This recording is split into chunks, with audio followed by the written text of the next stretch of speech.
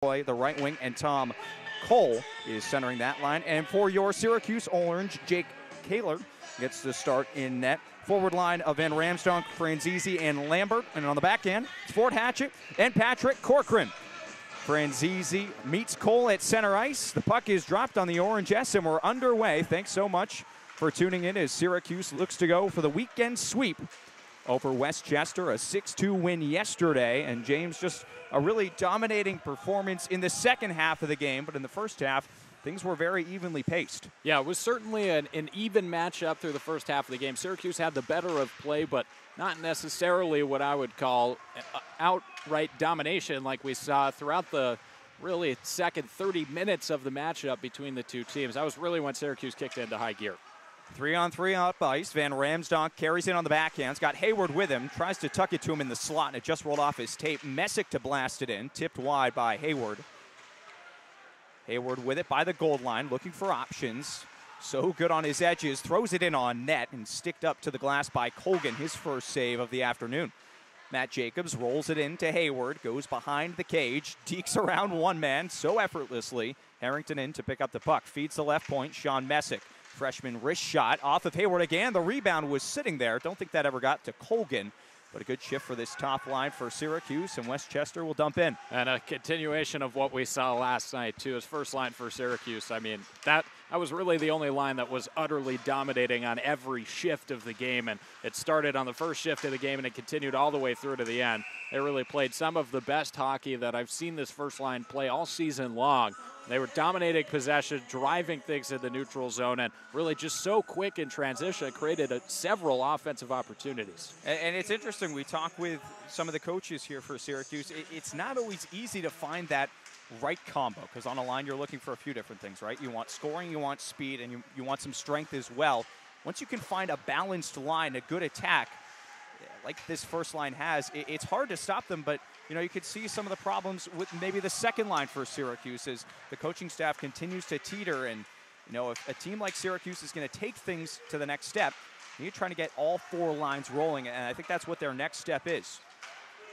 Yeah, that is a very important aspect of really any game, especially when you're looking for a line like that. You're trying to find something that's going to come together in the right way, and that's really what's been doing as well as Syracuse has all year. Fed out in front, shot off the tape of Connor Preston, one of those freshmen that's brought a really nice edge to this Syracuse team, out with the fourth line getting some early ice time. Preston went for the hit. Dodging was Jake Horacek. It's out in neutral ice off the unbeknownst skates of Connor McNamara. He's going for a change now. Westchester with their first possible opportunity. Shot and a pad save by Kaler. Jake Horacek getting that one on net. Just a weak wrist shot that went off the right pad. Still in the offensive zone, backhanded wide by the defenseman Ryan Hollingshed. And Syracuse looks for a clean breakout, but losing his edge is Colin Morrow. That turns over puck possession. And really seems like Kaler has definitely picked up his aggression in net since the start of the season. We saw him in the first few games, and maybe it's just a transition period, but not to say he looked like a deer in headlights, but he definitely was not coming out attacking pucks like we've seen him in the past few games. Really seems to be getting out, cutting down those angles aggressively, looking to control those rebounds. It's worked out to his benefit for most of this year. He really is a very athletic goaltender in net. He has the ability to get across the crease very easily, and that helps his case a lot when it comes to really attacking those shots coming down at him. And of course, he's getting a little more ice time now with starting goaltender Michael Kuzo sidelined. Talking to him before the game, looks like he's going to be able to skate sometime this week. Doesn't want to force anything. And it's the luxury of having three solid goaltenders that Coach Pierre Andrew can call upon whenever he needs to. Brandon Peters in the neutral zone. Turns it over right at the red line. Marino to send it in, looking to go in after himself, but Sean Messick with good speed to intercept the pass, and now looks to start up the rush. Hounded from behind, though, and Franzese needs to aid. Does so as he feeds Van Ramsdonk. Now to the left for Keith Lambert. Lambert down the left wing, loses the puck, but takes a huge hit, laying out Nicholas Jean-Louis. Sends him down to the ice, and Syracuse will have to regroup back in their own end with about 4 minutes gone in regulation. No score between Syracuse and Westchester as it's turned over in the defensive zone for Syracuse momentarily. Lambert back in to rescue it behind his own net. A little bit of miscommunication as it's sent out to the point. Messick once again, it's the second time in this shift that he's had the stick in the right place. He's been able to get the puck out to center. And to your point about the goaltending for Syracuse, it certainly is true that they have 3 goaltenders that they can roll with on any given night. That's a huge benefit for them, but you got to think that the coaching staff really wants to get their most experienced one in Michael Kuzo back, especially as we come down the stretch this season. Nice pass to Corcoran, wrist shot. Paddled away from the paraphernalia of Colgan. Nice feed from Lambert cross ice. Of course, yeah, you want your number 1 goaltender, and especially come playoff time, who knows what holds for this Syracuse team postseason-wise.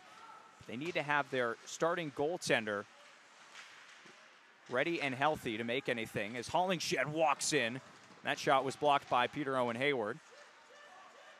Hayward dangles out through his own end, but turns it over right at the blue line. Lofted in towards the slot. Harrington goes skate to stick and now starts the rush the other way. Straight off the bench comes Richie Brown with a head of steam and takes it into the offensive zone. Shots 3 apiece with over 5 minutes gone in the first period. 0-0. Matt Jacobs to skate onto a loose puck into the offensive zone, chugging down the right wing, looking to feed it out in front. Harrington was hauled down, no call as he fights for 4 golden rams for that loose puck. And finally, Westchester can send it out into the waiting glove of David Rosen. Cross corner dump with Connor McNamara first in on the forecheck. Outlet it out and past the sticks. Both Syracuse and Westchester, no icing though, as it's waved off, and Rosen will now chug ahead.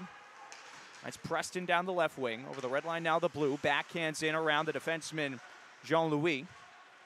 Nice rush here from Preston, feeds the top right point. Padalino's shot deflected wide by McNamara. Prestamo to skate onto it by the far side boards.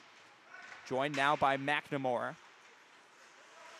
And a nice play there from Jean-Louis to cycle it away from the pressure as Westchester continues to feel it early on here. This forecheck from the Orange, which comes often and heavily, especially in the first few minutes as the Orange looks to set the pace. But something I've noticed, Dan, is that it's a little bit more of the controlled aggression that you hear say a lot on these broadcasts. That yesterday in these opening few minutes, they were sending 3-4 guys up ahead on the forecheck, trying to get something going, create a turnover, and then a quick offensive chance with numbers. But the downside of that is a turnover like this one right here.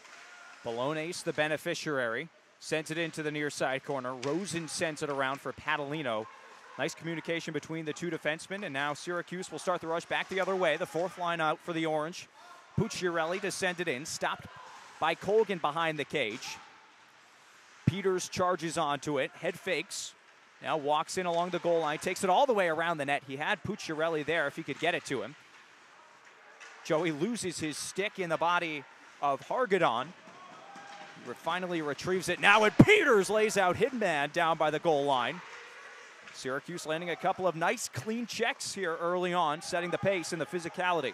And that's a big thing for this 4th line. We've seen far too many penalties from this bottom 6 group for Syracuse on checks just like that in open ice. And, you know, it's something that you want to play that physical game, but you need to make sure that you're not playing with too much of an edge on the physical side of it. Syracuse showing exactly how to do it right there on the 4th line.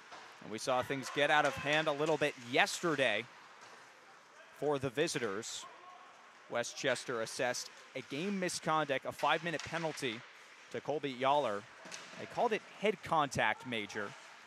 And that was really what turned the tide for Syracuse as they were able to go on that ensuing power play, score a couple of goals, and really gain control of the contest once again at the midway point. So Syracuse can, as you said, James, get that controlled aggression, maybe force Westchester to take some bad penalties and send out their sharpshooters on the power plays. It's offside on Syracuse with 11:55 to go in the first period.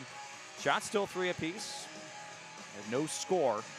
Syracuse 5th in the division, Westchester 8th. How much do you think that's in the back of the mind of a Syracuse team coming into this weekend? Are these must-get points? Yeah, I think at times you could see teams start to over-press when you have struggles with that, especially when you're playing against a team that you feel like you should be beating up on. Padalino's wrist shot in on net. Colgan able to rebound it away and sent up and right off the Syracuse ice hockey sign over the Westchester bench. Well, they got the job done yesterday, a couple of points. We were talking about it a little bit earlier in the pregame. Sometimes Syracuse, one of their faults maybe is they can play down to their competition. There were times where that happened yesterday. Yeah, and, you know, it's something that you could tell Syracuse trying to avoid in the early going here, finishing a bunch of checks, a bundle of checks, really, in the opening few minutes of this game, and that's exactly how you want to kind of dispel that chance of playing down to your competition. Steve McElroy goes east-west, picked up by Padalino and sent back in. Hayward first in on it. That negates the icing. Taken to the boards by Jean-Louis and tossed right out into the blue paint, and the waiting glove of Brendan Colgan there to stop it. He'll hold for a face-off. Brendan Colgan, record of 3-13 now. Save percentage coming into yesterday of .898, definitely respectable. Though it seems like the defense has kind of let him down a little bit with those stats, and the record maybe not fully reflective. Gave up 6 goals yesterday, and a couple of softies to say the least. One to Connor Preston in the first period. And, you know, it was kind of an up-and-down performance from Brendan Colgan, and we talked about it yesterday on the broadcast, but he's got a save percentage near .900 despite a goals against over 4.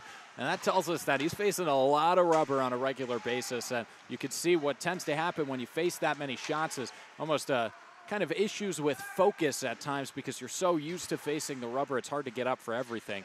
We saw that happen with a few soft goals off the stick of a few different players for Syracuse. Brezzi pinches in the left side. A golf swing from Danny Hargaden in his own end, able to get it out.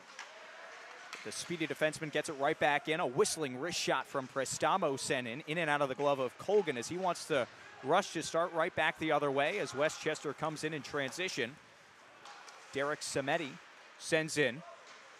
Corcoran puts on the brakes, takes a hit. Can't keep puck possession. Tossed right through the slot past everyone. Hollingshed's wrist shot, toe save by Collar, and he got the rebound as well. What a stop from Jake Collar. Not once, but twice. I'll tell you, there was about 3 saves in that sequence. The first one, pretty standard save. Second save, he was full extension with that right leg, got it out with the skate. And then the third, probably the most impressive save at all, getting back with the paddle of his stick and just kind of clubbing that puck back into his body, holding it for the faceoff. That is a fantastic stop. Horacek circles the wagon. He gets tossed to the ice, comes up with his hands in the air. They play on, and Syracuse back the other way. Van Ramsdonk on his backhand to Franzese, scores! The quick counterattack works to perfection for Syracuse. Just 10 minutes into the first period, the Orange have a 1-0 lead. And you saw both sides of how this second line could play for Syracuse in just about the past 45 seconds. First on the back end, maybe a little bit of lackadaisical back checking from a few of the Syracuse forwards leads to a grade A opportunity for Westchester. Then they win the faceoff, head right back in the other direction, and right off the rush, they're able to pot that one home, give Syracuse the 1-0 lead. And a nice job by Franzese as well. A lot of guys that might get a little excited on that sort of rush, just go straight to the net. Franzese showed a little bit of patience, and Van Ramsdonk put it right on a tee for him. Syracuse once again gets out in front first over Westchester, just like they did last night. We'll see how the Golden Rams respond. Marino has to pull up and tosses in Padalino. Place catch with Peters, now D-to-D for Rosen. Good saucer pass for the waiting tape of Peters. Takes a hit and sends it in. Colgan out of his cage. Sticks it to the near side boards. Past everyone. And Brezzi will come on to it. So Syracuse with a 1-0 lead. Courtesy of Trip Franzese's 10th goal of the season. We were talking about it. That second line for the Orange hadn't really got going yet. Good to see here already getting on the score sheet. Yes, with some nice transition, but oftentimes we'll see those not executed so well. Syracuse did a nice job of kind of layering their attack to get the best opportunity. And that's really all you can ask for from the second line. Mind you, they were sort of at the end of that shift as well. Surprised that one wasn't called an icing on the ice. Not sure why that wasn't, but really nice job there, just making sure you make the most out of an offensive opportunity at the end of your shift. Flick shot sticked away by Kaler, and Hayward chug back the other way over the blue line. He's got to step on his defenseman to the backhander, and he scores! Peter Owen Hayward, my goodness, he shows us something new every day. Gets the legs moving, a perfect backhand shot, bar down, and Syracuse has a 2-0 lead thanks to Peter Owen Hayward's 102nd goal in the Syracuse sweater. I'll tell you right now, he knew that was a goal about the point he reached the red line. He knew he was going to be in alone on net. he had that edge, that step on the defender, and that was really all he needed to get in on net all alone. A fantastic rush, a really great play there from Peter Owen Hayward, an even better finish as he just beat his man Jean-Louis into the corner and then tucked that one in the top corner of the net off the backhand. Just a gorgeous finish. I mean, really, that's all you could say about it. He had him beat from the red line, and he just made him bay once he got in tight. As Westchester called a timeout, head coach Eric Wolf wants to talk things over. We're just getting another look at the replay, a little bit of a delay stream on our end, and feel free to go back and watch that one a few more times. That was something special, but also not too surprising. We've come to expect that sort of play from Hayward, and I love your point, James, that he knew that was going to be a goal, or at least he knew he was going to get a great opportunity on net. I mean, you could just see it in the way he skated into the zone. I mean, I don't think it was that special of an observation purely because it was so obvious to see. He had it from the red line. You got to be smart with your gaps when you're playing against this first line for Syracuse because they're so fast. And when you blow one gap assignment, I mean, you don't want to do it to any of the forwards on this line, but especially not Peter Owen Hayward. So that's really just a tough play there for Westchester, and a great finish for Peter Owen Hayward, his third goal in the past 2 games. And they're right back in the offensive zone. Jacobs with it. He picks up an assist. Hatchett with good patience at the blue line. Jacobs' wrist shot whistles wide on the far side post. Harrington to get to the rebound. Cycling it for POH behind the net.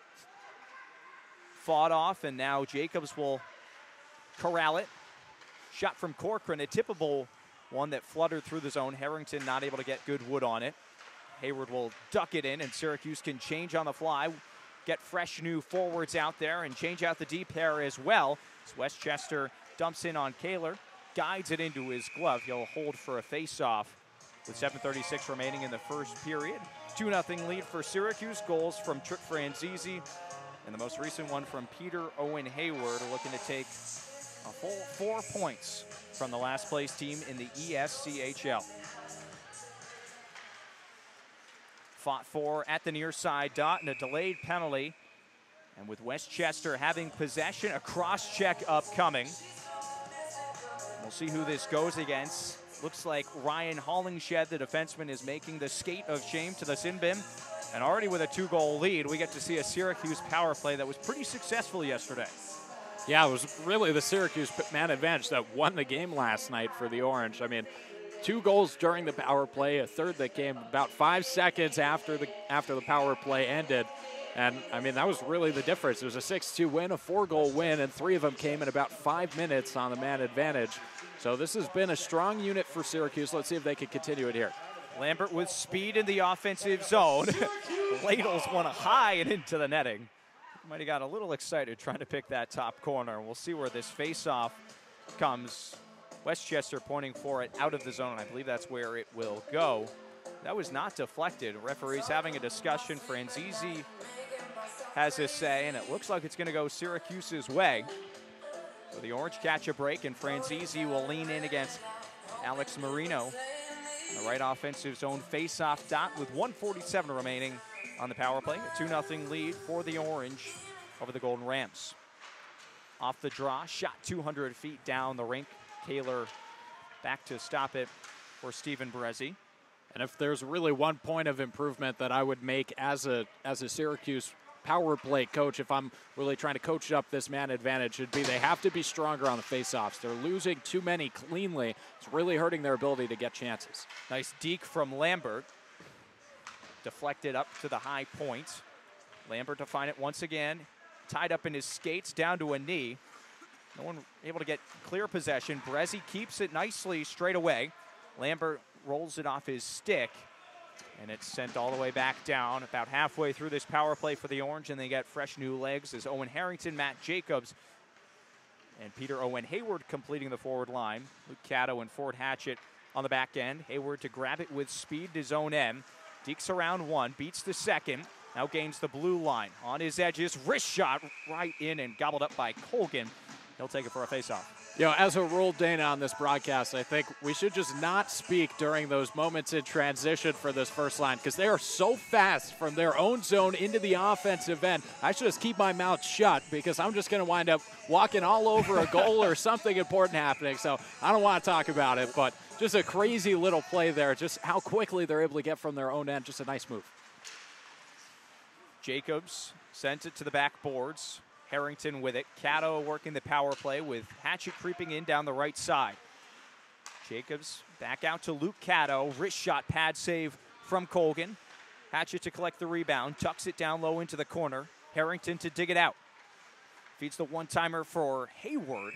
And a shoulder save by Colgan. And I understand what you're saying, James, because it seems like Hayward at least could pick up the puck at his own goal line and score a marker in a good 3 seconds up and down the ice. It seems like we're talking about different combinations that you look for in a line, and it seems like what's worked for this first line for Syracuse and really what's worked with the line mates for Petero and Hayward when you talk about the first line for Syracuse has been speed and skill, and that's really what you see on display in transition.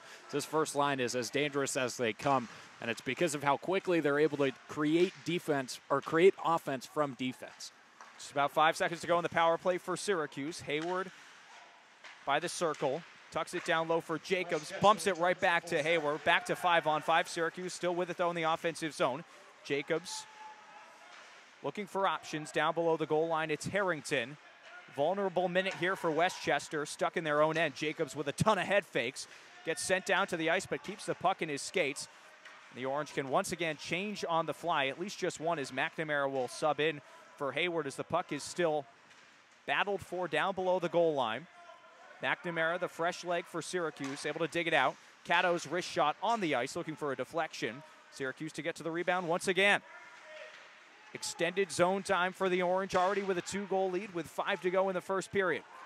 McNamara by the goal line, tucks it out to Cato. His wrist shot misses by the far side post. Prestamo fresh off as well, and Cato keeps it. His shot blocked by the sliding knee of Brandon Curtis. A good play from him, and that allows Westchester to get a much-needed change. Look at that heady little play by Connor Preston to try to wait that out for an icing because he knows it'll keep those penalty killers still on the ice. That's such a smart play, and it's not something that you could really count out in a game as being like a unique difference maker in the span of an entire 60 minutes, but it's that sort of play that earns you more ice time with the coaches, that they could trust you to make the smart decision with the puck on your stick, or in that case with the puck not on your stick, not to touch it when you should. Won't show up in the stat sheet, but sure could lead to some stats in the near future. Padalino starts the breakout, moving it to Preston, but it's quickly snuffed out. And Gary Palmer. Messick in his own end. Preston's backhander all the way up to the blue line. Prestamo with a little extra effort to send it out. Icing nixed as it flicked off of the shin pad of Prestamo. He takes his man in. The fourth line now out for Syracuse. Colin Morrow at the left point. Tucks it in. Prestamo to skate onto it by the near side. Andy Skipper sends it around. Waiting for it is Morrow. Out there with Peters, and now Pucciarelli joining the fun as well as the puck is lofted high off the netting. Out of play, a whistle with 3:22 to go in the first period. Syracuse leads by a pair thanks to Hayward and Franzese. Hayward's 21st goal of the season, Franzese's 10th. And we saw Eric Wolf take a timeout, the head coach for Westchester, right after that second goal for Syracuse. And looks like things have changed a little bit effort-wise for the Golden Rams. Maybe a well-designed time to take that stoppage. And sometimes you just need to settle down your players, look them in the eyes, say, hey, it's 2 goals. Let's just forget about it. Let's play our game, and we'll be able to get back into this one if we do that. That really just seemed to be all that Eric Wolf was saying to his players, and that's exactly what you should be saying as a head coach. There's no reason to be admonishing your players for a 2-goal deficit early on. That can happen early on in a game, really at any point in time. You want to make sure that you don't let the game get away from you altogether by continuing to play undisciplined or continuing to kind of let that 2-goal lead snowball into something bigger. That was a smart timeout, even though it was a very early one taken in this game. Well, this isn't a Westchester team that's won a ton of games here, past the halfway marker of the season, a record of 4-15-1, only 9 points. Only one divisional win in the ESCHL, so they're in last place. They desperately would love to take at least some sort of pointage out of this trip to Central New York. Luke Cato shows the patience, but his pass out to the blue line is shot right back in, deflected by Alex Marino. Didn't have a ton of pace on it, though, and Kaler able to guide it into his glove. Takes a face-off with 2:47 to go. So you get a look at these standings for the ESCHL. Some good teams packing that top. Liberty University, Stony Brook, a couple of teams that we saw, James, last year at the national tournament in Columbus, and teams that Syracuse has already seen and picked up wins against earlier this year. Also a couple of losses. So the Orange may be 5th in the standings, but we know that they can compete with the best teams in this conference. And I mean, how good is it that Syracuse gets to play all of these top teams in the nation? You really learn what type of competition is out there for you. That's not to say they didn't play any good teams in the NECHL, but it's definitely stepped up. Franzese, a nice little deke to his backhand, trying to play it to himself, but it was snuffed out by Samedi. Sends it up the near boards. Padalino walks in. A wrist shot misses by a good couple of feet. Messick trying to get to it. And the pass just a tad out in front of Leo Flick, and it sends all the way down. Padalino takes a big hit into the end glass to move it to Messick. Under 2 minutes to go in the first period. Syracuse with a 2-goal lead over Westchester. Thanks so much for tuning in to game number 2 between these squads. 6-2 victory for the Orange back in game 1 last night. Hoping to come away with the full 4 points through the weekend series. Hayward cross-ice feed to no one as his teammates were in the midst of a change. Into the skates of Padalino, he soccers it back to Corcoran. Hayward indirect off the boards to Jacobs, who takes a huge hit from the defenseman Nicolas Jean-Louis. Trying to get a little payback after he was caught flat-footed on that goal from Hayward. And the burly defensemen for Westchester on that back end. And not the biggest guy in the world either. It stands at just 5'6", but he can pack a punch when he lays a hit. Walking in, Bellone's shot off the top netting. Now to the back end. The shot comes in, sticked away up to the glass by Kaler. That coming from Jean-Louis. Just the 7th shot on net for Westchester. Maybe what's even more surprising is Syracuse only with 10. And for most hockey teams, 10 shots in the first period. Not fantastic, but respectable. But the way that Orange team puts up numbers, especially how offensively driven they've been through these opening 20, a little surprising to only see 10 shots up there. Yeah, you know, you get accustomed to seeing these huge shots numbers from Syracuse in games, 40, 50, 60 shots in a game. I mean, I don't think anybody's expecting them to do that on a regular basis, but still kind of surprising to see only 10 shots on net through the first. Tucked in front and sent away by Brezzi. Slap pass comes through, deflected wide by Horacek. Out to the right point. Galloping for it is Brezzi with 30 seconds to go in the period. Off the glove of Samedi, not able to keep it in. Preston moves it for Prestamo to McNamara. Off his tape, it rolled off it in the slot, and Cato lazily lofted in on net. Colgan has it on his tape in the blue paint, splits the oncoming forecheckers right through the slot, and he starts the rush the other way. Maybe one chance for Westchester. Down the right side, shot is saved off the stick of Kaler. Brezzi to get to it with 5 to go. Goes from glove to stick. McNamara hangs it on, and a hand pass called with just 1.0 showing on the clock by the referee. So one more face-off just for a formality before we head to the intermission. And great rebound control from Jake Kaler in this period for Syracuse. Really, he only had to make one truly great save throughout the whole period, and that's mostly been because all the shots that have come in on him have either been deflected up into the netting or outside into the side boards, which is exactly what you want to do as a goaltender. Keep that away from the slot, keep it away from the danger areas. Westchester pulls the goaltender to get those 6 attackers out on the ice. Puck dropped down to an Egos Franzese, and that'll do it for the opening 20. Good solid period for Syracuse. They carry a 2-goal lead into the first break. 21st goal of the season for Peter Owen Hayward, and the 10th for Trip Franzese. Unsuccessful power play for the Orange. That was the only penalty called in the opening 20 minutes, but overall, nice effort from Syracuse. Yeah, really a solid 200-foot effort in the whole game. not playing as aggressively as we saw last night, but that was pretty much exactly what I said I was looking for out of them in this game, because they showed that they could play with that aggression. It's more impressive to show that you can still dominate a game without playing all out offensively all the time, and that's what they did in this first period. We'll step aside for a few moments, but when we come back, we'll have the second period action from Tennity. Keep it right here on the SU Hockey Network.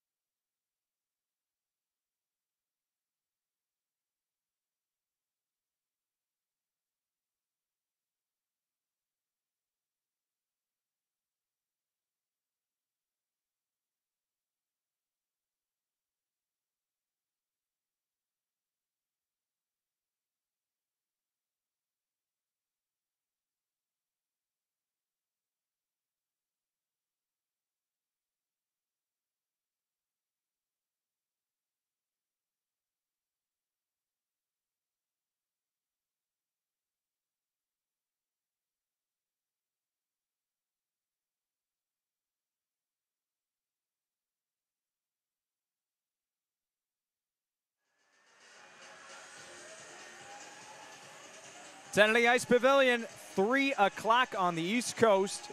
We're about to start the second period of a matinee. Hope you're fully awake because Syracuse is bringing the energy early on. I guess the Westchester Golden Grams already a 2-0 lead after 20 minutes of play. Thanks so much for tuning in alongside James Colgan. I'm Dana Gray. 6-2 win last night for Syracuse. Picked up the first 2 points of the weekend. Now looking to get those vital third and fourth points. And we talked a little bit about how the division is shaking out right now, James, and how important are these third and fourth points, not only for Syracuse farther down the road, but also for, some confidence level right now.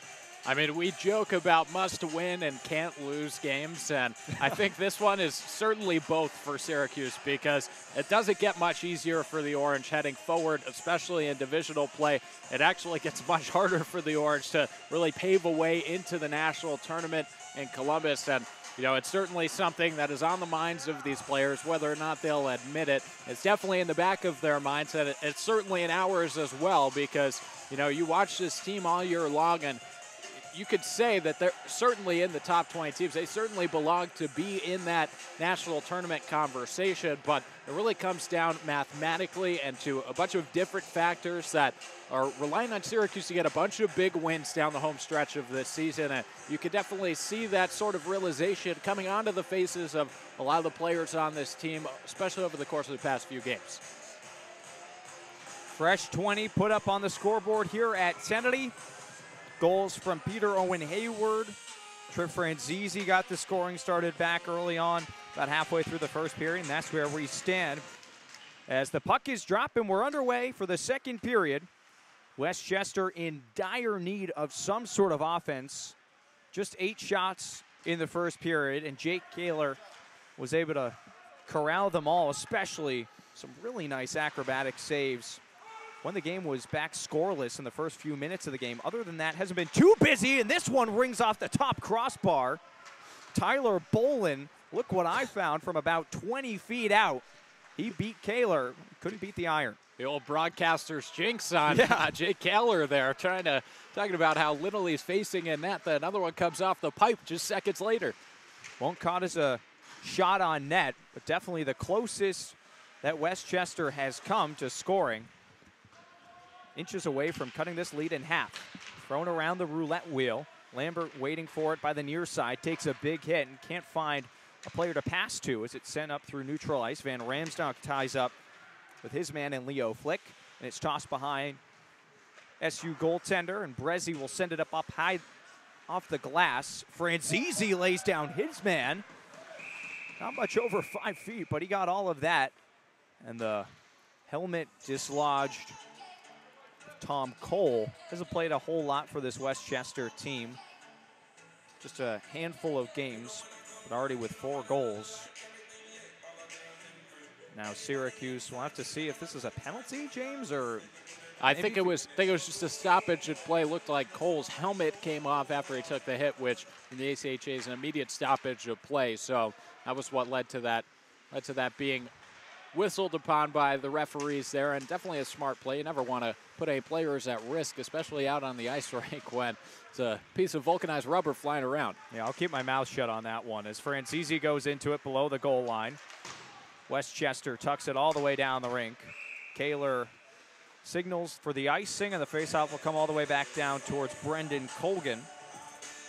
It's a good last name, Colgan, James, and I'm sure you're unbiased in that regard, but it's got a nice ring to it. I mean, I hate to be a homer, but I've seen plenty of very handsome human beings that have that same last name.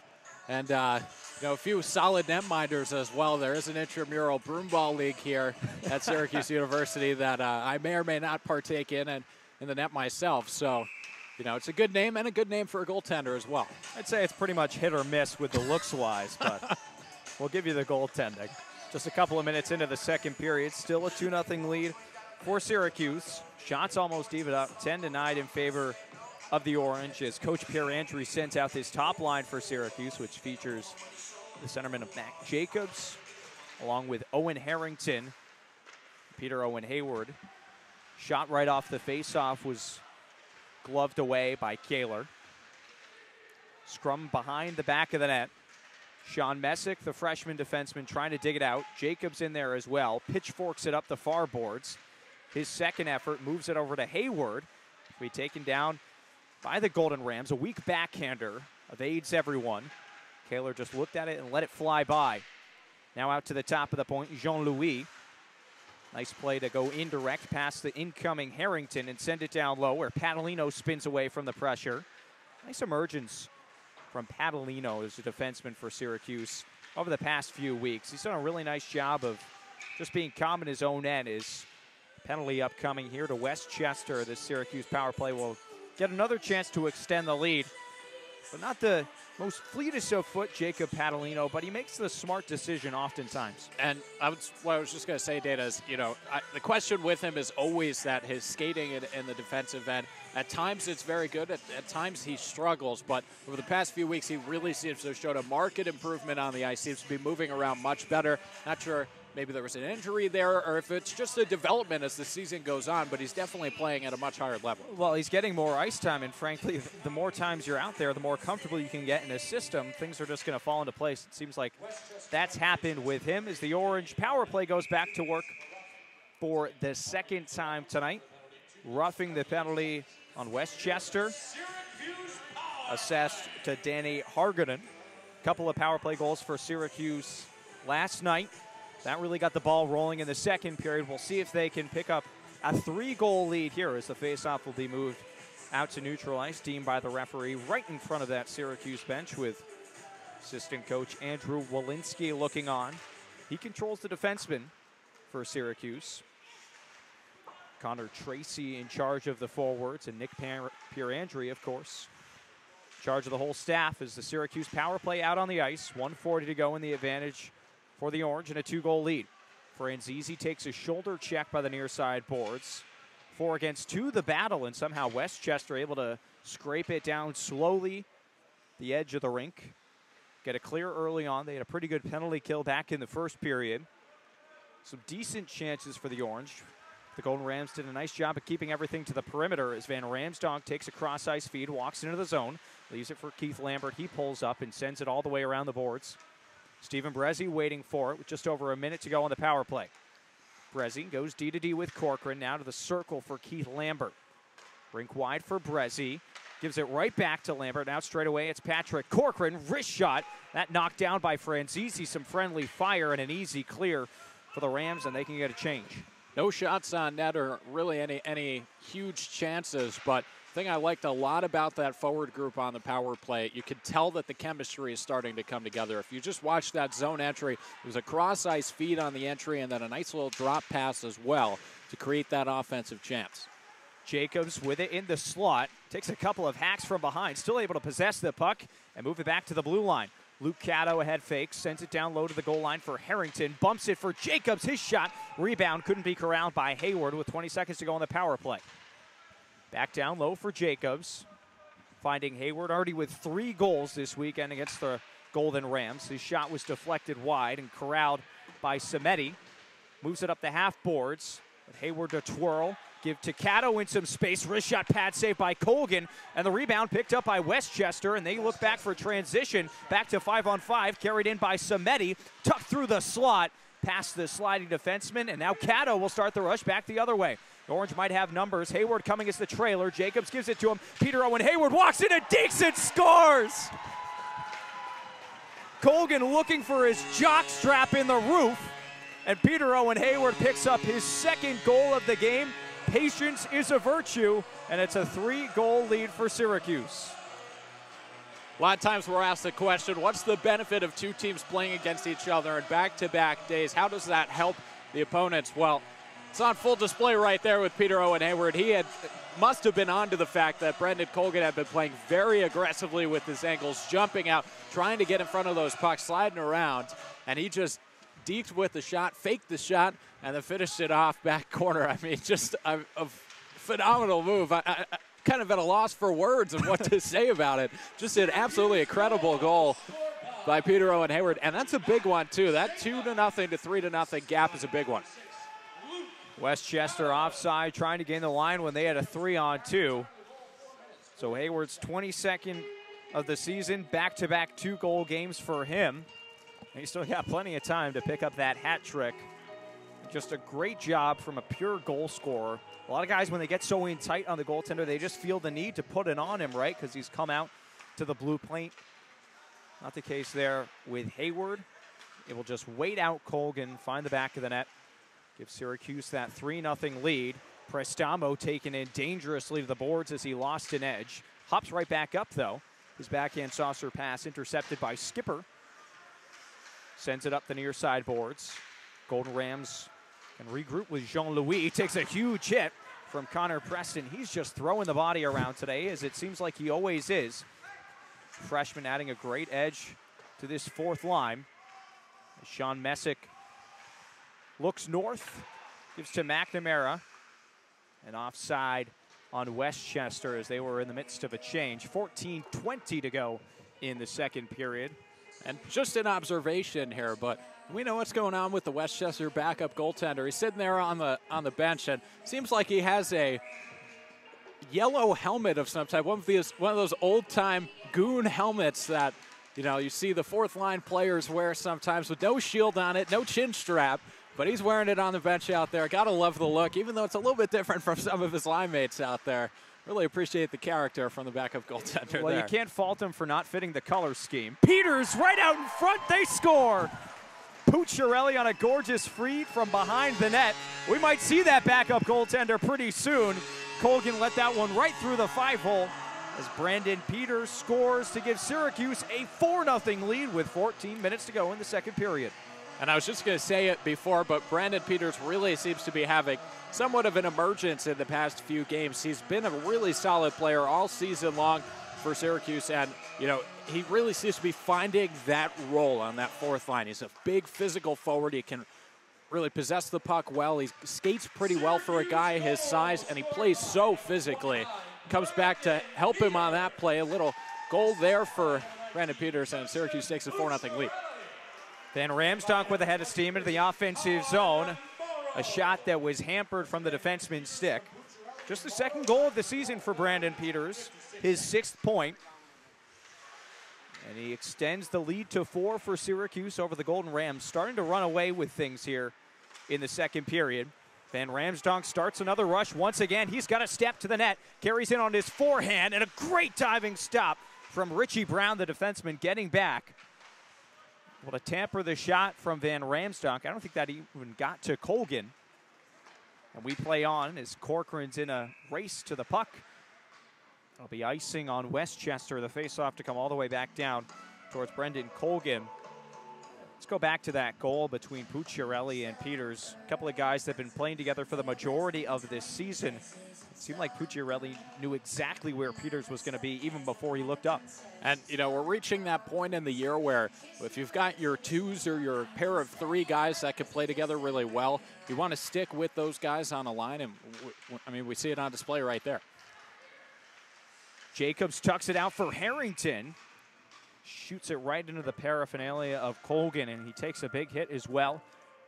How about Owen Harrington, a guy that last year towards the end was kind of filtering back and forth between the third and fourth line. Kind of an energy guy, maybe gets you a goal when you really needed it. Now he finds himself with arguably 2 of the most offensively potent skaters on the team and on the top of the first line. And I think he has that element that Syracuse has been looking for in a first line forward for a long time. And he has the skill, but he can also play with sort of that grittiness. He can win the board battles, he can play a physical game, and he can skate really hard. Hayward throws it in, and Jacobs has a couple of hacks at it, but Colgan keeps the post sealed with the right pad. Holds for a face-off. The Orange doing a nice job of rolling all 4 lines this afternoon. That'll make Coach Pierandri happy as we're in the second half of a back-to-back between these two teams. Upcoming for the Orange, things don't get much easier. Travel down to New York City next weekend. Get to play New York University for the first time. Their home rink at Chelsea Piers. We're thinking about going down for that one, James. I heard it's a really cool rink and good place to take in a hockey game for sure. And a couple of more divisional points up for grabs as well. But a team that's also in the bottom of the standings. So these 2 weeks, very important for the Orange to take care of business. And they're doing so far at least for this weekend. Well, NYU and Liberty University, two teams in the ESCHL and two of the best arenas for hockey and really all of the ACHA, and Syracuse gets to play road trips in both.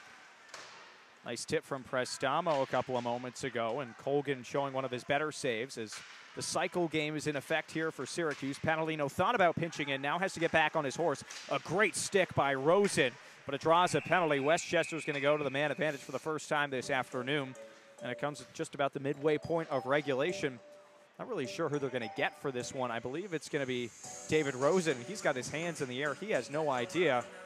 He's called for tripping, and now we'll see what this Golden Rams power play can do, and really looking for anything. Still looking to get the shot totals into the double digits. And this is a great opportunity to kind of get back into this game if you're Westchester. You got 2 minutes on the man advantage. You want to make sure that you can control some possession. Even if you're not going to get any goals, try to get a few good chances and see if you can find the back of the net with one of them. Like clockwork, a face-off win for the penalty kill. Pass back to Harrington. He scrapes it all the way down the ice. Harrington, though, gets caught flat-footed, and Westchester can gain the blue line. Sent to the right, but away from Hargadon. And spanked all the way back down the ice. Saucer pass from Colgan into the glove of Hargadon.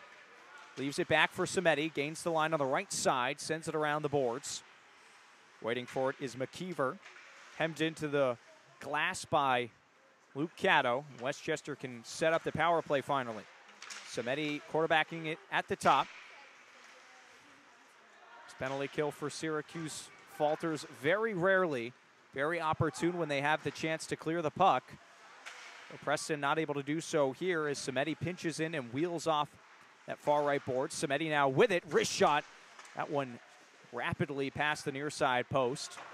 But Caddo able to get to the rebound and sends it all the way down. Preston in a foot race with a tired Samedi. He's been out there for a while. Preston fully aware of that. Applies the pressure just long enough and now goes for a change, just as he's supposed to do, as Van Ramsdonk and McNamara come out to kill the remaining 35 seconds. Just great job on the penalty kill for Syracuse. Just textbook what you want to do. Regain possession, hold your gaps well. When you get that possession of the puck, just rifle it back down the other end of the ice. Make sure that there's no more offensive zone time. And now here we are continuously in the offensive end for Syracuse. Van Ramsdonk tucks it out for McNamara and his shot high over the post. Believe there's been more shots on this power play for Syracuse than Westchester, with just about 8 seconds to go before David Rosen will exit the box. Not much doing for the Golden Rams so far, and it's turned over at the blue line. Van Ramsdonk wants transition. He winds up the slap shot, and a blocker saved by Colgan. The rebound to the near side boards, and the Golden Rams start back the other way.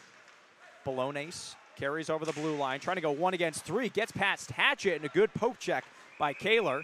And another whistle. And another penalty upcoming for Syracuse.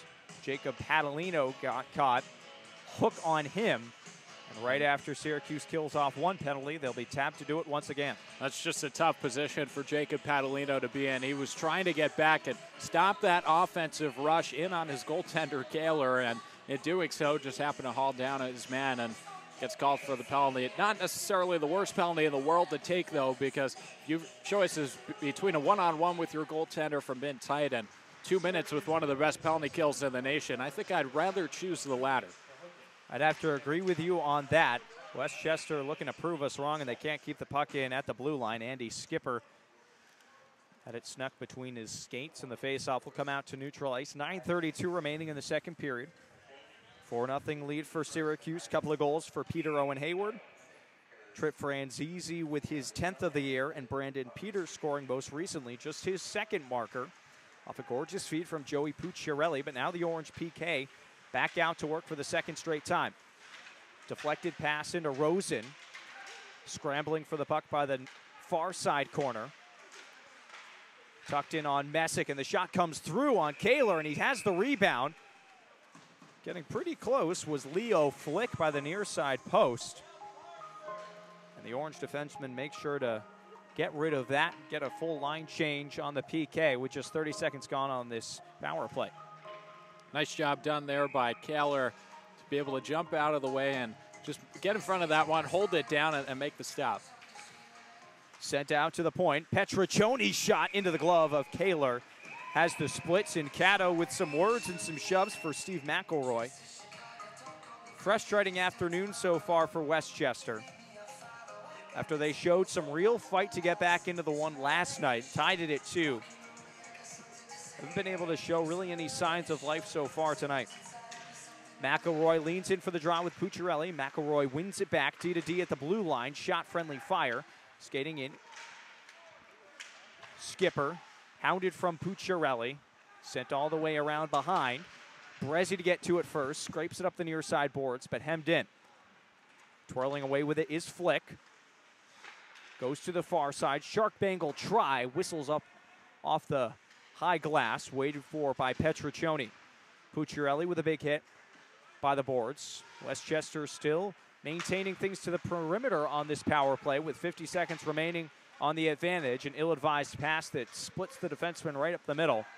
And a change for the PK for the Orange. And again, textbook penalty killing. Here's another rush offensively. Corcoran with a saucer pass to Prestamo in the backhand. An easy blocker save for Colgan.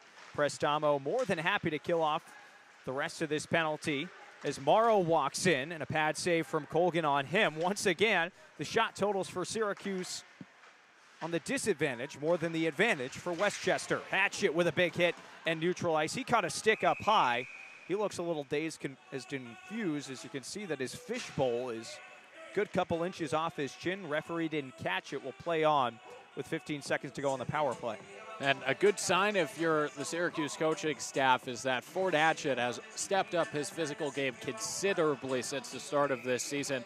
And, you know, call it maybe a little bit of tentativeness, call it just an adjustment period, but whatever it is, Hatchet is certainly past that now. He's been playing with a physical edge to his game that I think Syracuse was hoping to see with the 6'4" defenseman coming in, especially one with the name of Ford. That's a pretty intimidating name. You hope the player fits the bill, and he has in the recent few weeks.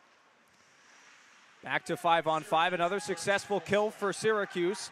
McNamara trying to send Peters in alone straight off the bench. Indirect, but no icing as Peters was the first one in. 7:30 to go in the second period. Back-to-back unsuccessful power plays for the Golden Rams, and they ice it here. And once again, the Syracuse penalty kill does a fantastic job, as we've just come to expect. And not like they're giving up zone time, but they're keeping everything to the outside, away from that danger zone. And, you know, credit a few of the Syracuse forwards for that. Someone I want to specifically mention, Colin Morrow. He didn't play last night, playing again tonight. He's a fourth-line forward for this Syracuse team and a freshman, so he's really still adjusting to the ACHA game. He's done a great job on his PK zone time, on his offensive zone time, just doing the right little things and doing them consistently. Jacobs dangles through, and a pad save from Colgan. Some nifty stick work there. Finds it again by the far side circle. Cross-check down to the ice, but he pops right back up, and Hayward, the first one to it in the corner, tucks it out, and it finds Brezzi at the point. Fakes the shot, now sets up Jacobs for the tip, and it just goes wide of the far side post. Good extended time here for Syracuse. Brezzi at the top. Ladles it in for Harrington. Pinned up to the back glass. Sparred 4-2 aside with 7 minutes to go in the second period. Hayward waiting for it dangerously in the slot, but the Golden Rams can get it out slowly into neutral ice. Starting the rush is Jake Horacek, going one-on-one against Lucado, and now he pushes him into the goaltender. Lucado's not going to like that. Brezzi gets in there as well. We'll see if the referees make a call on that, but in my unbiased opinion, I don't think you can really push a defender all the way in on a goaltender that's unsuspecting of contact. I mean, I wouldn't be shocked to see a call here. But it's a tough play at the same time because it's very hard to prove that contact was intentional. A lot of times a player could easily lose an edge and wind up spilling into a goaltender as well. It's not to defend the actions. I think that definitely could have warranted a penalty, but it's a tough call for a referee to make in that situation. But with a shot like that, Horacek's not expecting to score, right? You're going for the face-off. So at some point you got to let up. They let it slide here in a defensive zone draw. One and controlled by Syracuse. Lambert with it right in front of the Westchester bench. Can't find Franzese as it's spanked right back into the orange end. Corcoran after Kaler put it on a tee for him. Corcoran with it, nice again, into space for Franzese. Little far in front of Van Ramsdonk. He starts the wheels, finds it, leaves it in the slot, but Franzese was just a half step too late. Lambert to steal it, goes across the grain. Now tucks it out for Franzese, denied. Looking for the 5-hole of Kogan. Able to get those pads down. Great feed by Lambert there. Really nice, and you can see the communication between these two. They've played for a couple of years now together as Van Ramsdonk walks in. Pass just behind Franzese, had to pull up. The puck sent all the way back down the ice.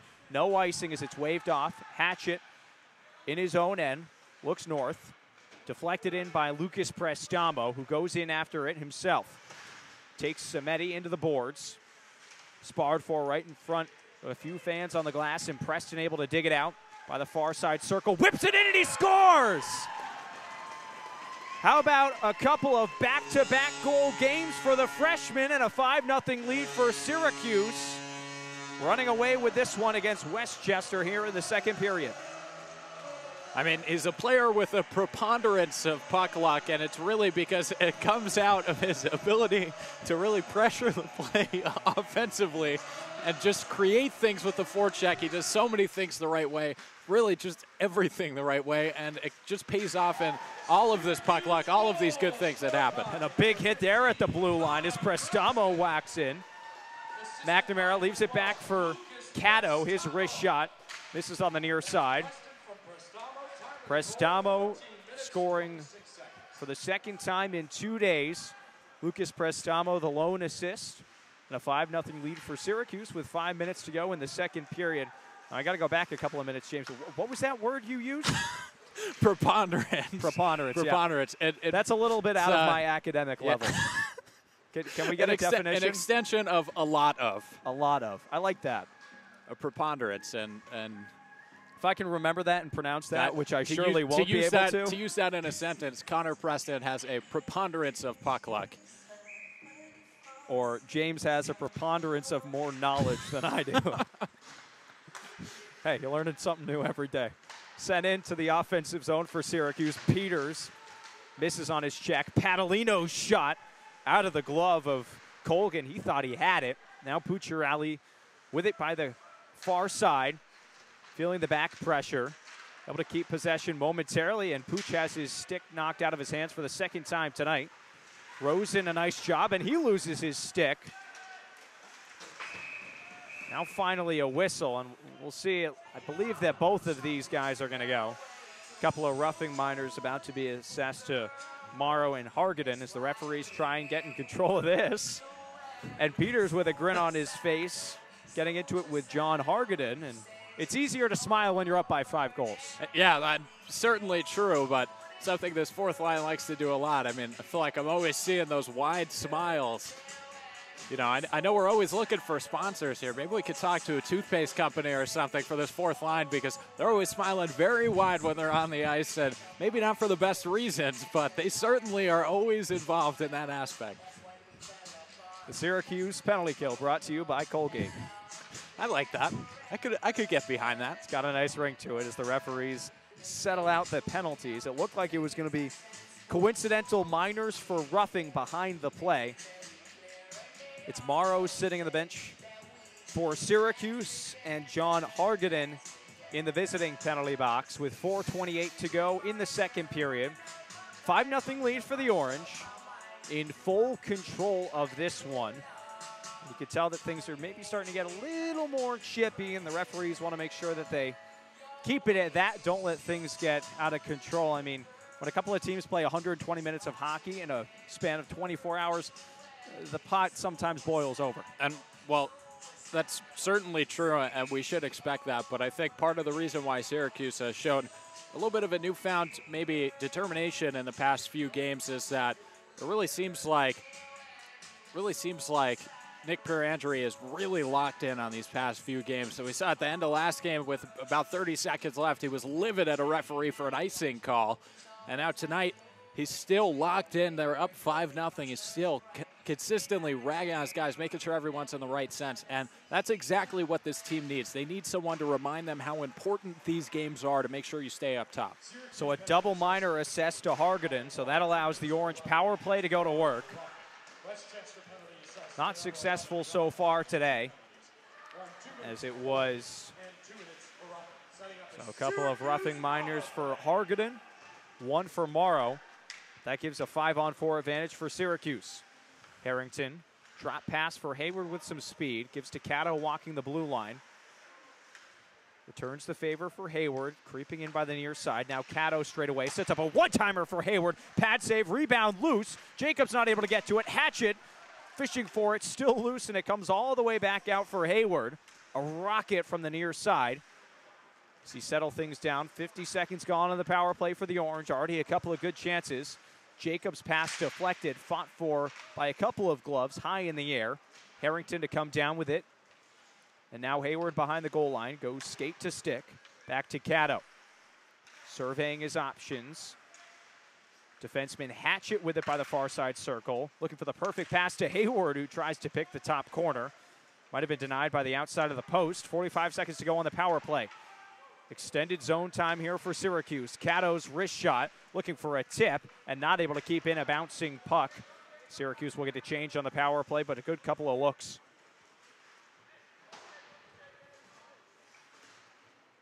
Yeah, certainly the power play that Syracuse was looking for there. Maybe not the greatest in terms of danger opportunities or high scoring chance opportunities, but a ton of puck possession, moving the puck around well, and creating a few chances for themselves. While they weren't from high percentage angles, I mean, I think you'll take that if you're Syracuse right now. Just don't want to be making that big mistake where you're playing so aggressively on the power play, up 5 goals, that you wind up doing something like giving up an on-man rush.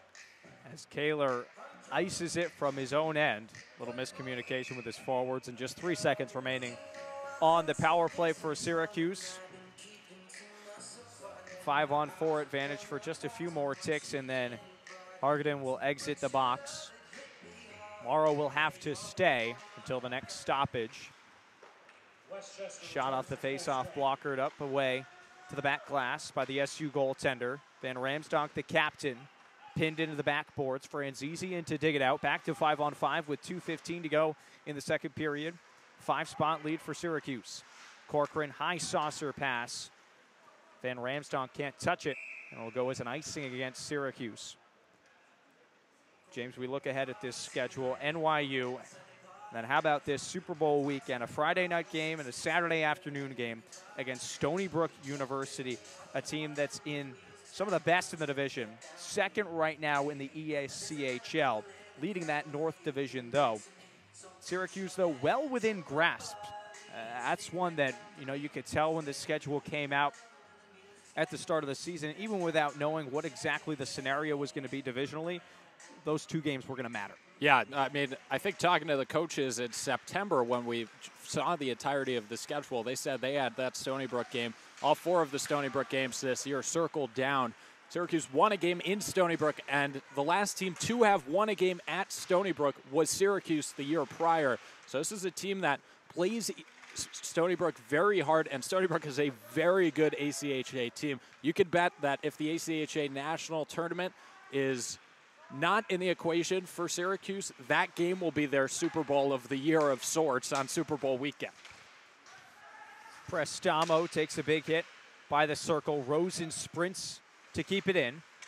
Finds Prestamo, the freshman, curling by the circle. He misses that top right post, but he's able to get to his own rebound. Doing it all in this offensive shift as we click towards 1 minute to go in the second period. Westchester in dire need of some sort of offense, but they turn it over in neutral ice. David Rosen takes the space. Drop pass for Preston, dangles to the backhand, walking in on the slot, and he scores! Connor Preston, a coming out party against Westchester. 3 goals in 2 games, and it's the 6th spot for Syracuse. I mean, what a gifted forward for Syracuse. Connor Preston, he can do it all. He plays with such a mean edge to his game, a physical edge to his game. But then when he needs to score, he can turn on the skill like that, make a gorgeous move around a player, and then have the finishing ability to put that one in the top corner, just right bar down. A gorgeous goal and a really great play from Connor Preston, giving Syracuse a 6-goal lead. Goal scorers up and down this Orange lineup. It's why they were one of the most potent offenses in the ACHA last year. Same reason why they're up there tops in that category this year. 4 different goal scorers. Hayward now with 2 goals. And also Connor Preston. He scored yesterday on maybe one of the weaker goals that Brendan Colgan gave up. Certainly earned his 2-1s today, though. I mean, looking at his stats, I can't believe he only had 2 goals on the year coming into tonight's game. That's honestly hard to believe with the way that he's played this season. And I feel like I keep saying that about these rookie players for Syracuse. They've had such a monumental impact on this team, and it doesn't really show up on the scoreboard. I mean, you see all of the high-scoring forwards, and there are plenty of them for Syracuse, but there's so much more to be said for the impact that these freshmen have had on this year's team. It's a big reason why we're talking about them sticking around with some of these better teams in the country, like Liberty, like Stony Brook, and like Adrian College. 20 seconds to go in the period. Ford Hatchett misses on the outlet pass, and the face-off come back towards Jake Kaler. When that one drew the ire of Nick Pierantry there, that was not a look that I'd want to be receiving from a head coach. As Ford Hatchett skated past the bench after that, kind of gave a little shrug, like, "Oh, sorry, like I know I shouldn't have been doing that." And Nick Pierantry looked pretty much straight into his soul, just making sure nobody's making a mistake on a play like that. Lucas Prestamo in need of a new twig. That helps out the Orange, as they get a few extra seconds to catch their breath after icing the puck with 18.3 to go in the period. Tie up on the faceoff, now bunted behind the net. Padalino on his backhand and his back to the pressure. Moves it along for Preston to complete the clear. High off the glass and off of the glove of Preston. Hatchet to the right for McNamara. Cross corner dump, and the buzzer sounds. That'll do it for the second period. More offense. Some from a guy you'd expect, some from a guy you wouldn't. Hayward and Preston getting on the score sheet. The Orange opens this one up against Westchester. 6-0 to lead after 40 minutes. The remaining third period coming up just after a short break. Keep it right here on the SU Hockey Network.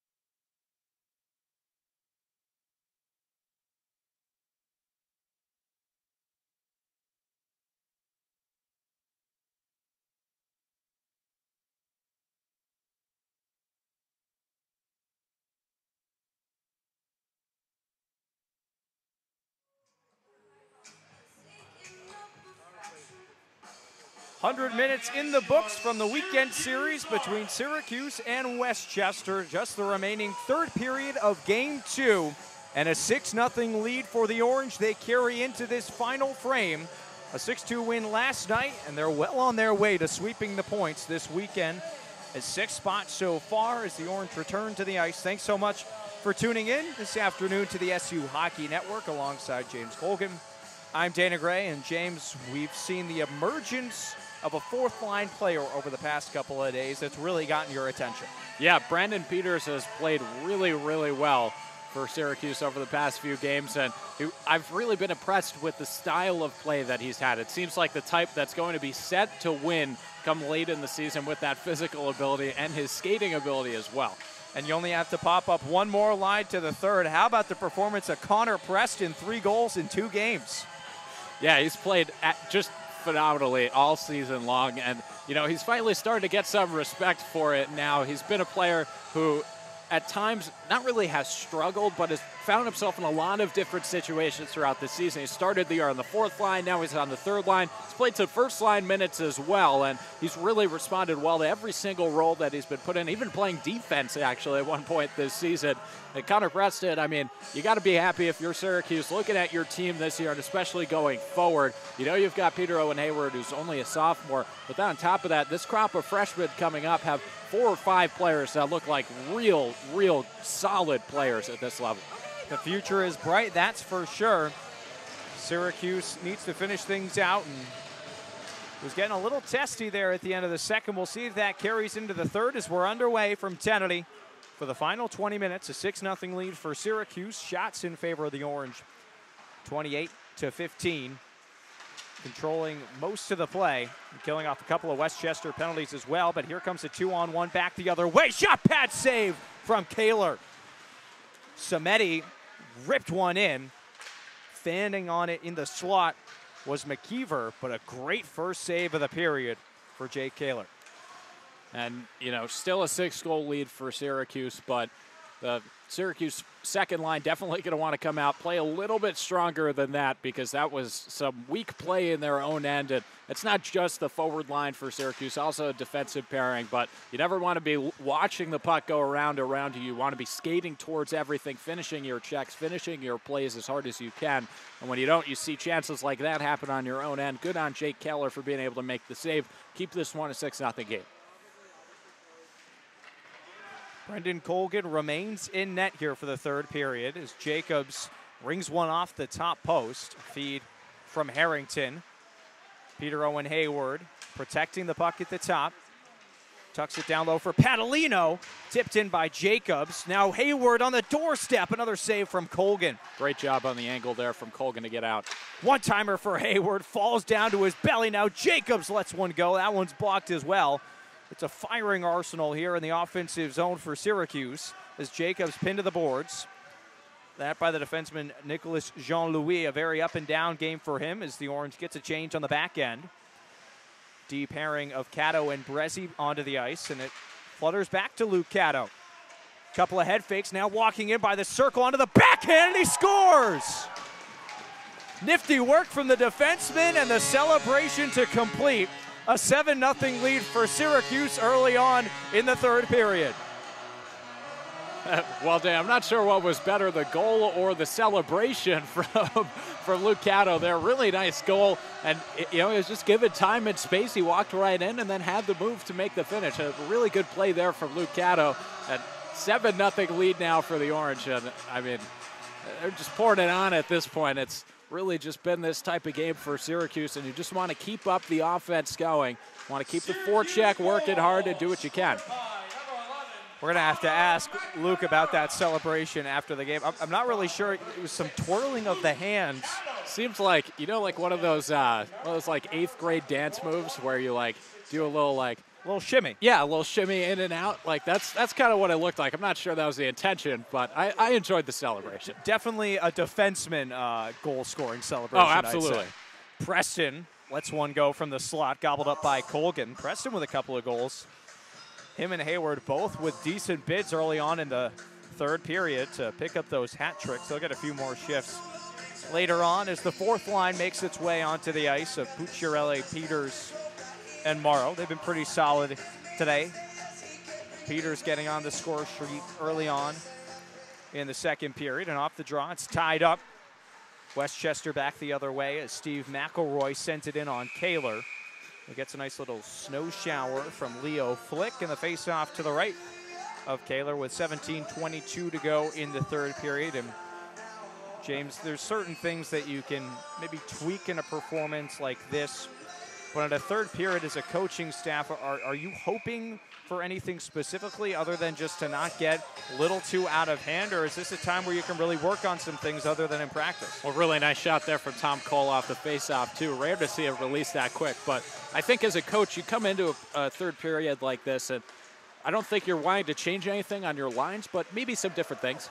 Colin Morrow walking into the backhand, and it rolled off his tape. It was a partial breakaway as Peters has started the 2-on-1, and the pass back in towards Pucciarelli goes high and wide. Brezzi rescues the puck and backhands it just a couple of feet down the boards. Peters staples in his man, and the puck back to safety and neutral ice. Yeah, just another good rush from the fourth line there. It's not anything special, but you know, sometimes that's just what you need. Get your 2-on-1s, get your on-man rushes, and see what you can do to finish. But back to my last point, not that you're going to want to change any of your line pairings, especially not with how well that they've played in the past few games, but maybe you experiment with a different forecheck, you try some different things in the neutral zone, some zone entries and whatnot, and that could lead to some things later on in the season. This is really the proving ground for what you might be able to do in a later game against a big-time opponent. It's a nice zone entry from David Rosen on that last shift. His stick is lifted, and the Golden Rams will start transition. Jake Horacek on the right wing, and a great stick from Jacob Padalino. Boys, he's been solid all night. Good positioning, good with the puck, and stick placement as well as Lambert pushes down his man. Now takes the space in the circle, leaves it a little too lackadaisical for Matt Jacobs to pick up, and Messick has to skate onto it.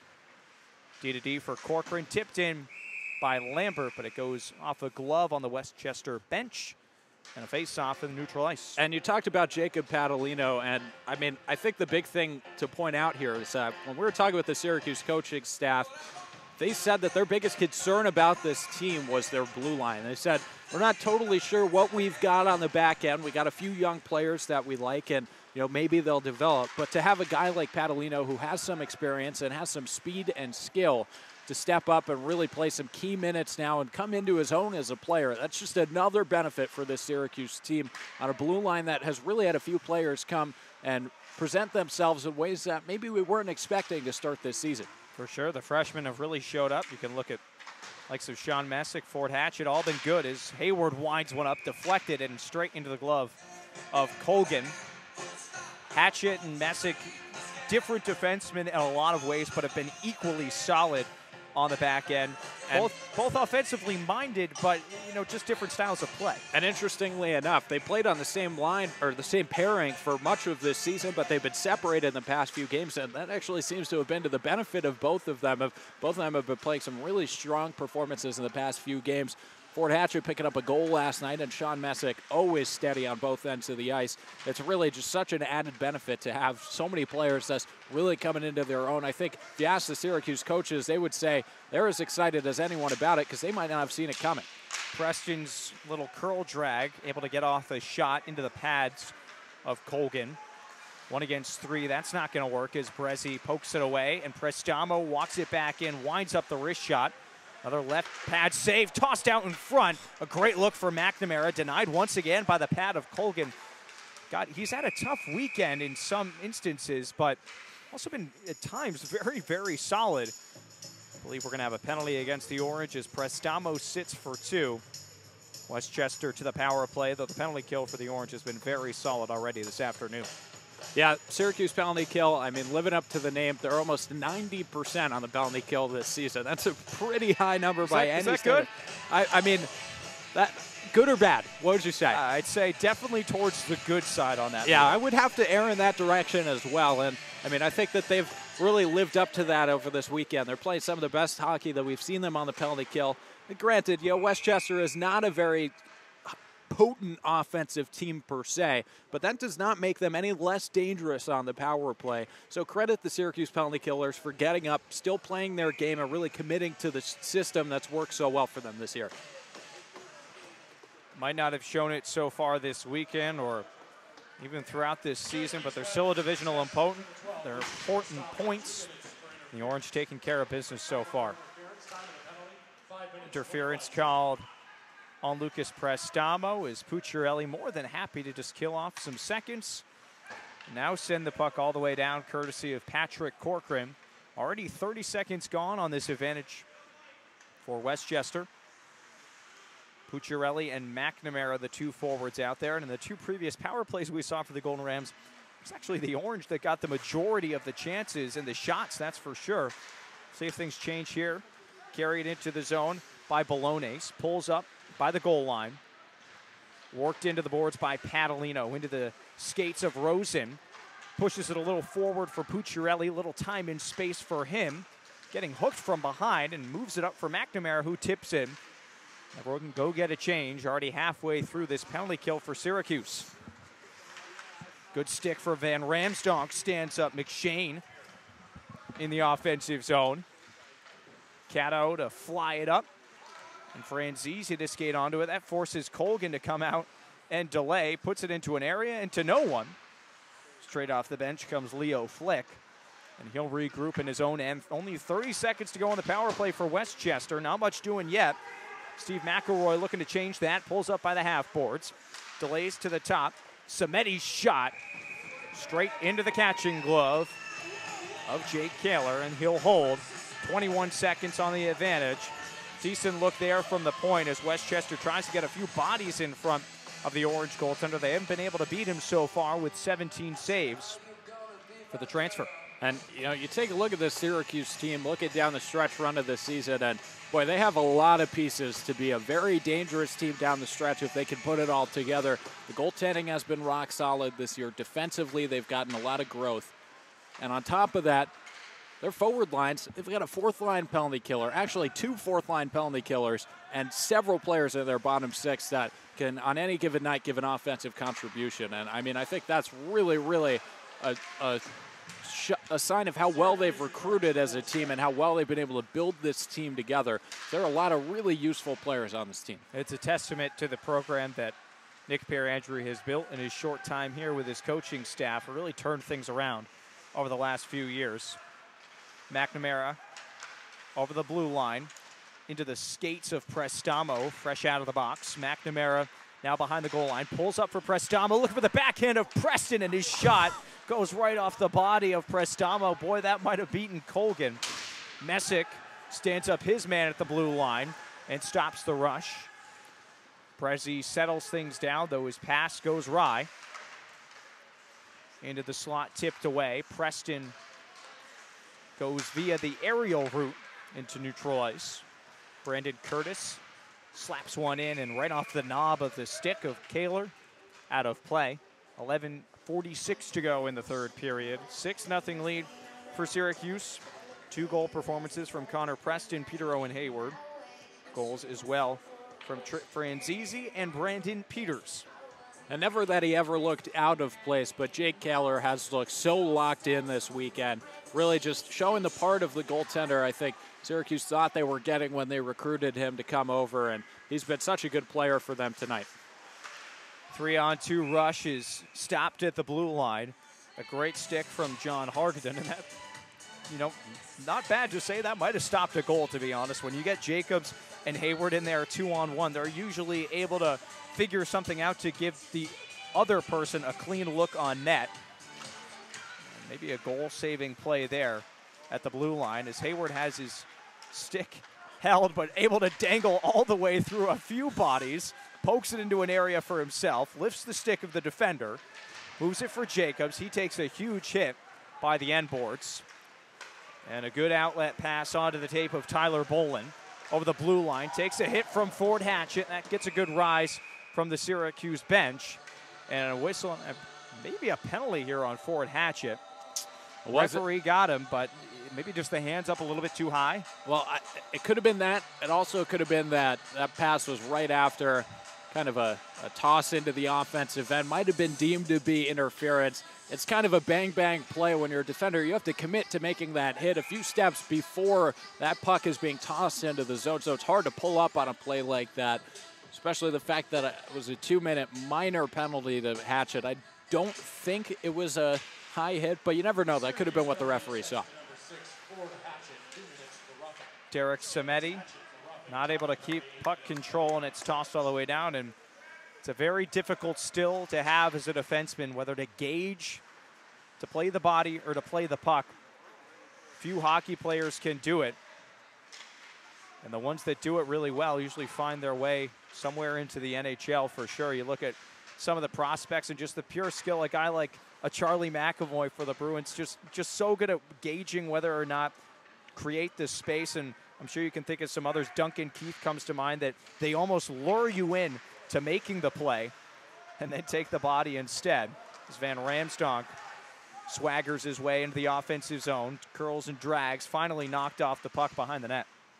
And you're absolutely right, Dana. It's something that you see the great defensemen do. They're thinking 5 steps ahead of what's going on in the game in front of them. McNamara with a steal in the offensive zone, goes to the forehand, pad save from Colgan. Looked like he could have passed it to Van Ramsdonk. A couple of captains in very tightly. Not able to beat the Westchester goaltender. Still 45 seconds of power play time. Nifty move. Messick forced to take a penalty. A delay upcoming here. Finally, McNamara touches up. 37 seconds of 5-on-3 time upcoming for Westchester. Sean Messick will sit for a hook. Great hands and nifty skating from Jake Horacek to dance into the zone. And now gives Westchester, at least by a numerical analyzation, their best chime to possibly score a 5-on-3. They haven't had that yet. A couple of power plays. See how the 5-on-3 PK goes. I like that you're trying to work in some big words now, too. I like that. We make each other better. 5-on-3 for about 30 seconds. Shot from the point, whistling wide. The rebound all the way out to the right point.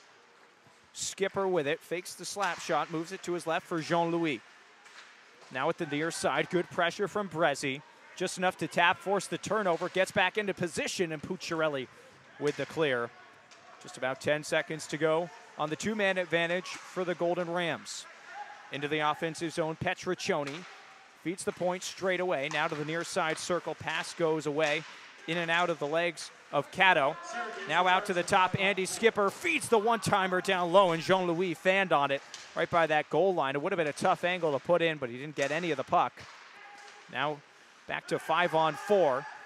Pucciarelli has McNamara screaming for it, and a rolling puck dangerously in on Colgan. That one was up on his edge.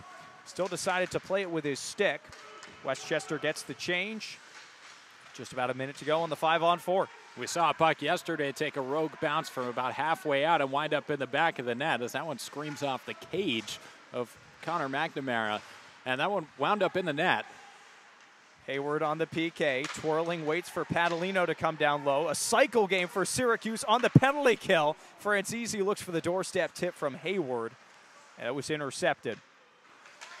But sorry, so as I was saying, unless there's another turnover here for Syracuse, we saw another play from outside the zone wind up in the back of the net yesterday. It was waved off by an offsides, but surely some of these weird bounces at Tennity Ice Pavilion can keep anything out of the in or out of the back of the net, as we saw right there. Just about 10 seconds to go on the penalty kill for Syracuse. They've been perfect so far today, and it looks like that trend will continue. Just about under 8 minutes to go in the third period. 7-0 lead for Syracuse. Sean Messick exits the box. Back to even strength hockey here at Tennity. Keith Lambert to pick it up over the red line. Soft passed in for Preston over the blue. Onto the tape of Colgan, the goaltender. He's had an active stick tonight. Preston dodges around a check, kicks it to his stick, and his pass was intercepted by Richie Brown. Corcoran getting hauled down, and the back referee finally blows the whistle. Back pressure on Patrick Corcoran, who was just simply trying to dump it into the offensive zone. Syracuse power play back to work for the first time here in the third period. A hook upcoming against Jack McKeever. maybe not exactly how Westchester might have drawn this one up, especially down 7 goals already, and with how aggressive they were on the penalty kill as well. It's tough to see. Syracuse head to the man advantage here, and of course it's the first lineup coming back out. Peter Owen Hayward to lean in against Jake Horacek for the offensive zone draw to begin the power play. Off the draw, Jean-Louis goes against the grain and finds an exit route for the clear.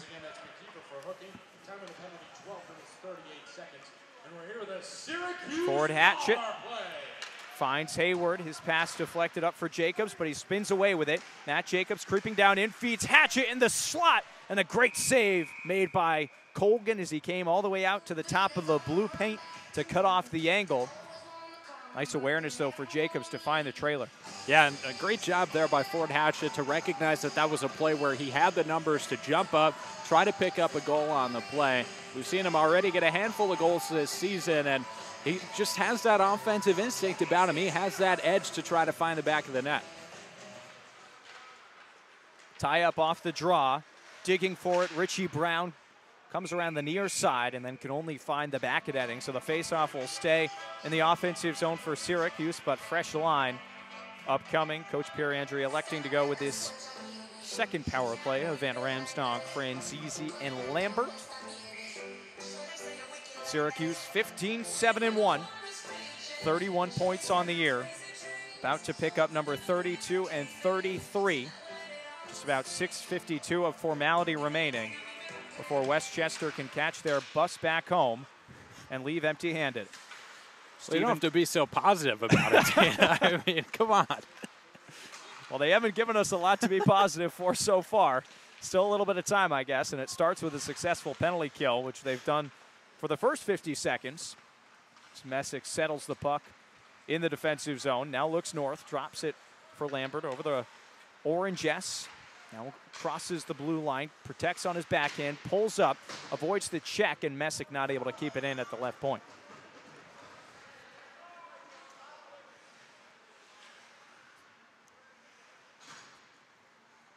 Kaler puts it on a tee for Messick. 45 seconds to go on the power play, and a 7-0 lead for Syracuse.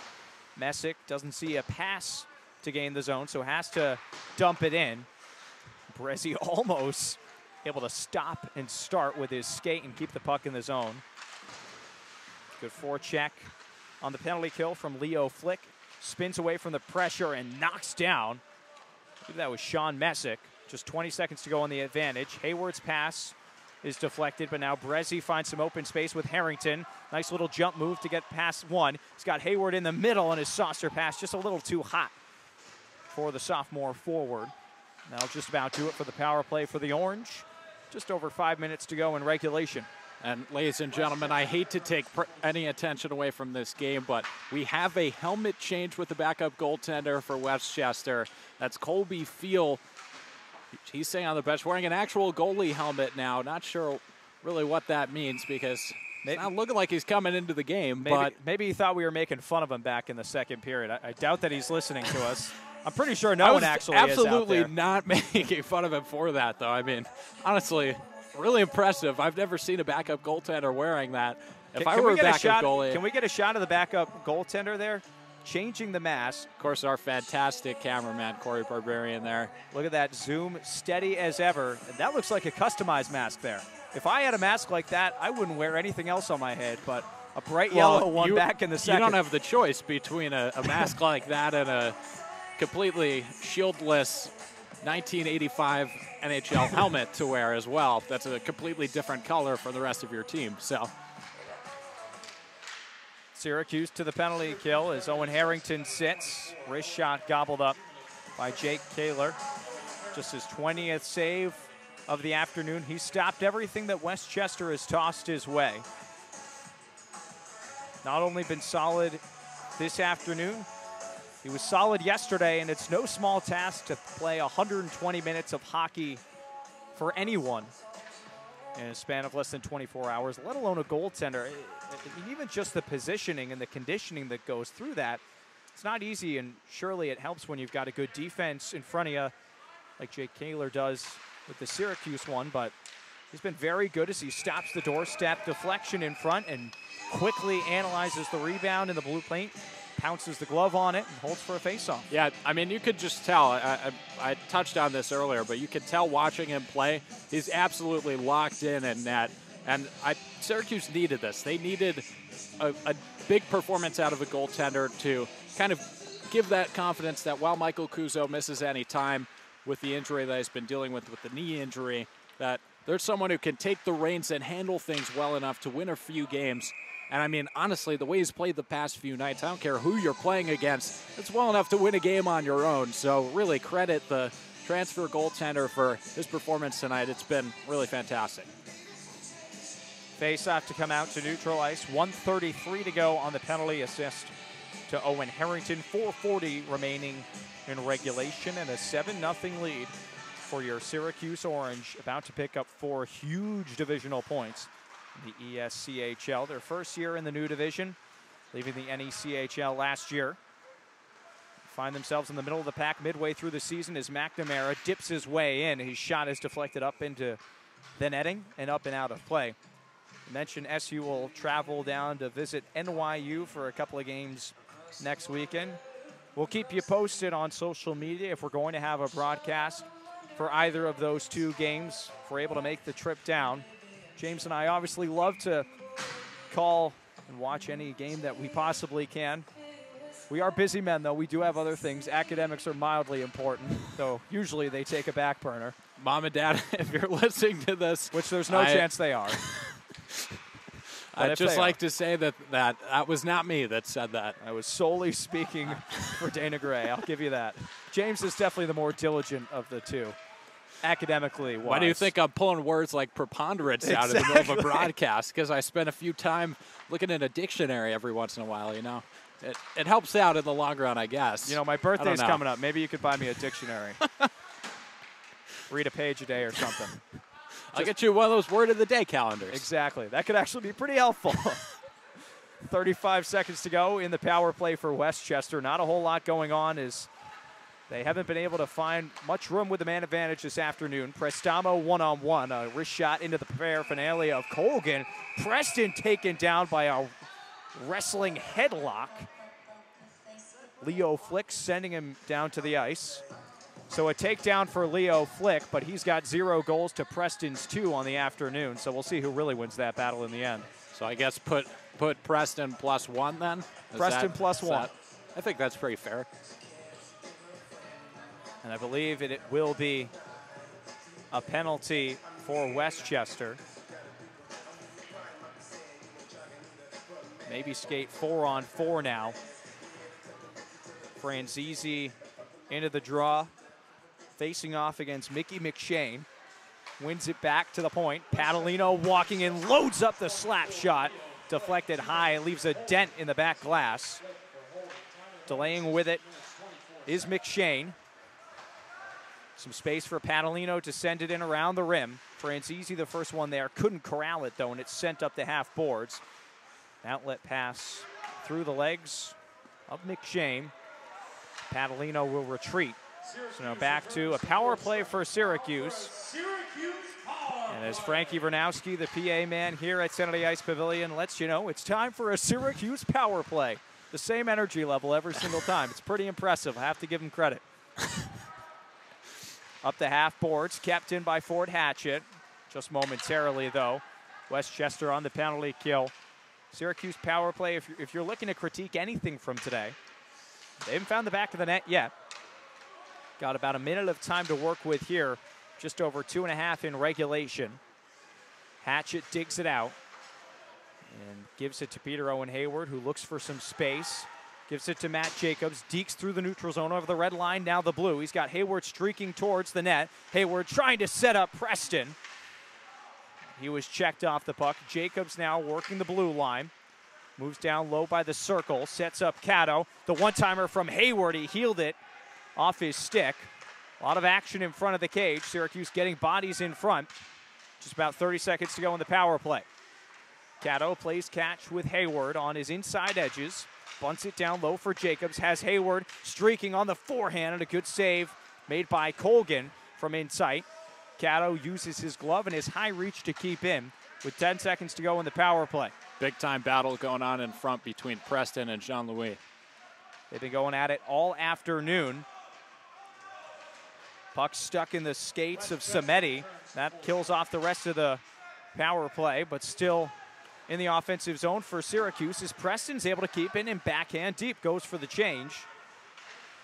Been a phenomenal game from him, arguably his best in a Syracuse sweater as Jacobs picks up the free lunch money, dumps it in for Brandon Peters, who takes a big hit.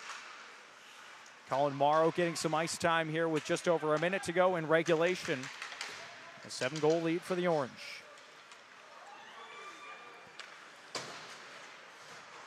Corcoran retreats and sends it up into neutral ice. The fourth line out for Syracuse. Peters with Pucciarelli. Nifty little passing play there. Pucciarelli sends it across for Peters. And it was stuck in between his skates. Not the perfect pass from Pucci, but a good idea. Trying to move laterally across the offensive zone. And now an odd man rush back the other way for Westchester. Brown, but a great job by Morrow to get back in transition. Nice job from the forward there in the final minute of a game that's all but decided to make sure that Westchester stays off the score sheet in this one. Skipper spanks it in on Kaler. Cautiously leaves it for Messick off the glass with 20 seconds to go.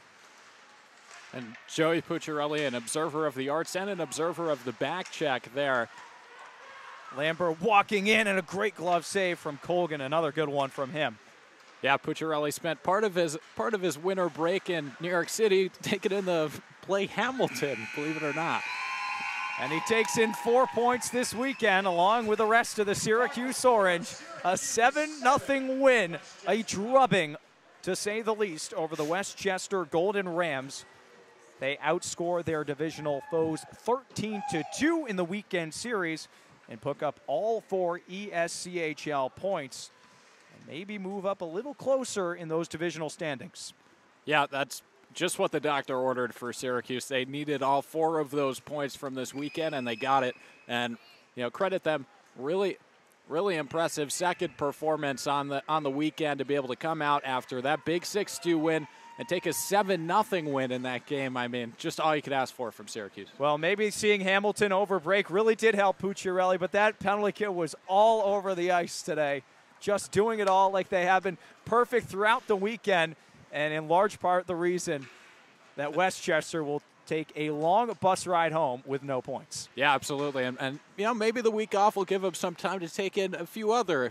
They are going down to NYU next weekend. Maybe a Broadway show next weekend. It is the Big Apple. We might be there as well. We'll keep you posted on social media, see if we can get you a broadcast going from Chelsea Piers. But if not, you can follow along on Twitter, of course, for all your action of the Syracuse men's hockey team. For now, for my broadcast partner, James Colgan, and everyone here at SU Hockey, I'm Danny Gray saying so long and good evening. We'll see you next time.